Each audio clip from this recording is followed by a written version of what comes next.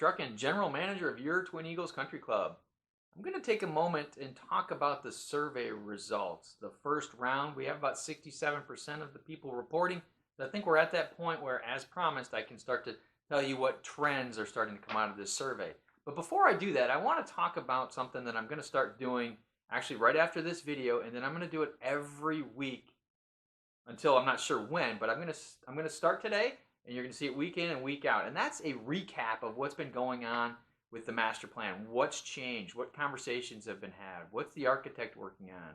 What are some of the committees working on? And so on and so forth. So you kind of have a somewhat real-time sense of where the master plan is and kind of where it's trending. And I think that'll help a lot with some of the nervous energy and some of the excitement that we have out there in the community around the master plan. If you can hear these updates from me, it'll also help with the rumor mill. I want to harness that power of that rumor mill and use it for the club's benefit by putting real factual information into it.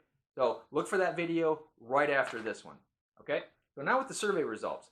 Before I get into those, let me state the objectives. The first objective, hands down, was to open up the digital conversation between myself and the membership. There's 1,200 of you, there's one of me, and 9 board members. So there's no way that we can get a real sense and understanding of what people are thinking and wanting and needing without having this digital conversation. So that was objective number 1. Objective number 2 was to introduce the technology to people. A lot of people have not used SurveyMonkey in the past, so they needed to get acclimated with the technology, familiarize themselves with the different ways of answering questions. We did have some people that had challenges with that, so that was really good for us to work through that this first time. We also had people that in the past had opted out of SurveyMonkey, so we had to help them get back in so they could actually receive the survey. Since it did come from SurveyMonkey, there was also some members that missed it because they were expecting a email from the club, or it went into their spam or promotional folder or something like that. So we had to help people recover that. At the end of the day, I think that was a really good exercise. We spent a lot of time doing that, but now going forward, people should be ready and familiar, and it should make the whole process a lot easier.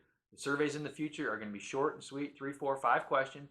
Shouldn't take you but more than a couple minutes to answer. So please, when you do get them, answer them, because at the end of the day, we need the input from the membership, because at the end of it, we're driving for you whatever's going to be best for the community in your mind long term. So with that, we had 1,151 surveys sent out. 778 of them were completed, or about 67%, as I stated earlier. Question 1, what is your overall level of support for the master plan? This was a 1 through 5 star question, 5 stars being best. We're at 3.3 stars. A little bit higher than I would have expected in this early stage, but that's good to see. We've got 33% of the membership that responded are 1 or 2 stars.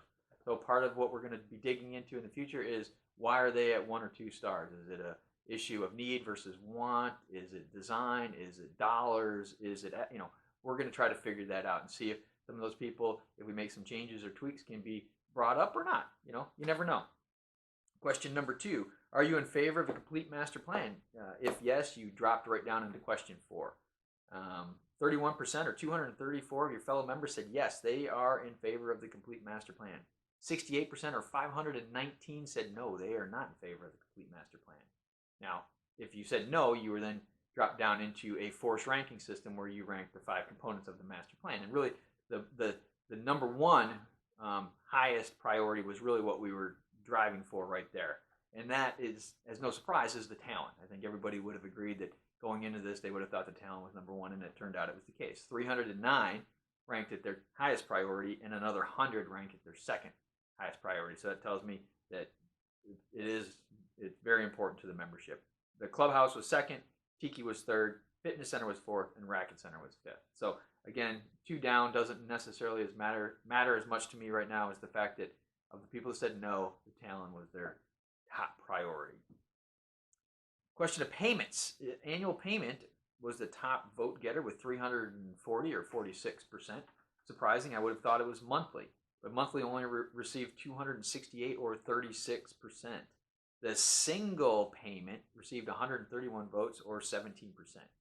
Question 5, are you in favor of initiation fees? This was a sliding scale from 1, not at all, to 100, all in. We're at 68, so better than the middle. So that tells me there's some support out there in the community for the initiation fees. And as a matter of fact, you're going to see in the next video, I'm going to talk a little bit about initiation fees and how they can impact your payments based on some of the work that the Finance Committee has done.